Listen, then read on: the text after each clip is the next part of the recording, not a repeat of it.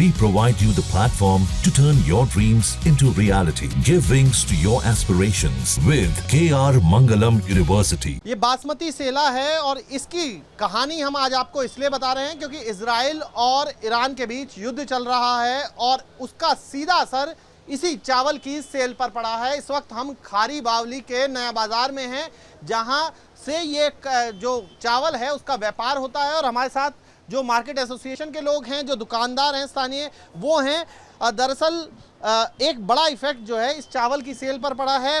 सचिन शर्मा हमारे साथ हैं जो मार्केट एसोसिएशन से हैं। सर, क्या असर इस पर पड़ा है, सबसे पहले तो वो बता दीजिए। इस पे बिल्कुल वैसा असर पड़ा है जैसा इजराइल ने ईरान पे बम फोड़ने में पड़ा होगा और ईरान का इजराइल पे फोड़ने में पड़ा होगा। बम वहाँ फूटे, उसका धमाका सबसे ज़्यादा हमारी मार्केट में, हमारे बाजार में सुनाई देना पड़ा।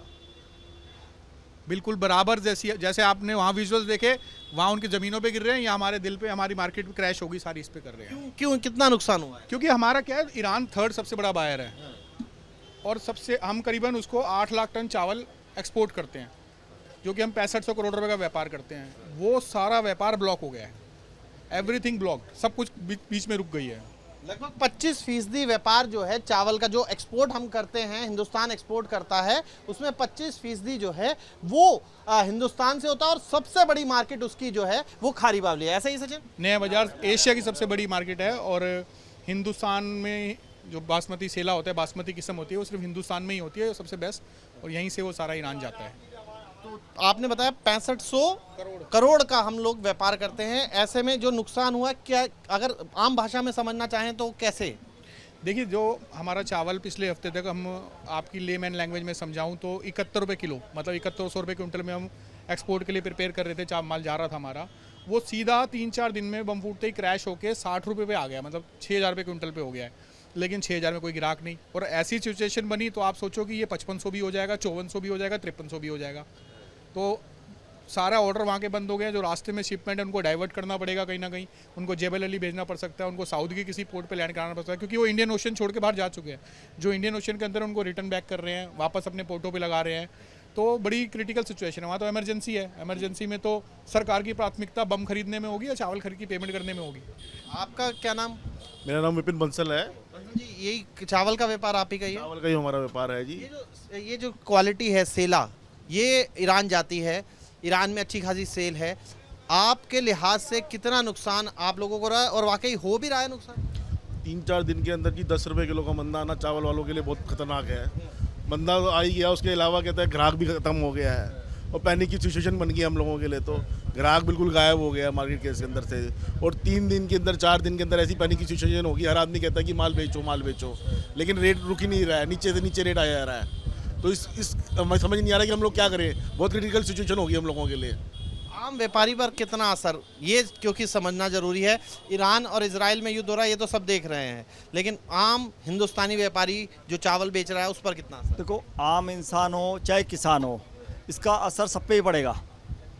पेमेंटें रुकेंगी, जो रेट हमने ऊंचे रेट में माल लिया माइनस होगा, सबको नुकसान होगा। अल्टीमेटली सब व्यापारी परेशान है। मेंटली थोड़ा सा सोच रहे करे क्या, जाए कहाँ। पैनिक की सिचुएशन है इस समय, जो सिचुएशन खतरनाक है। करे क्या? आज जो किसान है धान खरीदेगा, धान बनाएगा, जो बेचेगा उसको भी रेट डाउन जाएगा, किसानों को भी इसका असर पड़ेगा, व्यापारी को असर पड़ रहा है। धान जितना पीछे से फिर उसी हिसाब से लेगा, सेल के अनुसार है। एक्सपोर्ट होगा तो चीज़ें सब अपने स्मूथली चलती हैं, रुक जाता है तो सब सिस्टम गड़बड़ा जाएगा।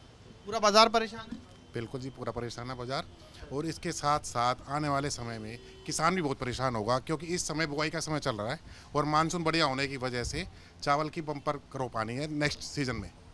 वो बिकने में ही नहीं आएगी मंडियों में, जैसे स्टॉक रह जाएगा यहाँ पे, अगला चावल नहीं बिकेगा और किसान सबसे ज़्यादा परेशान होगा।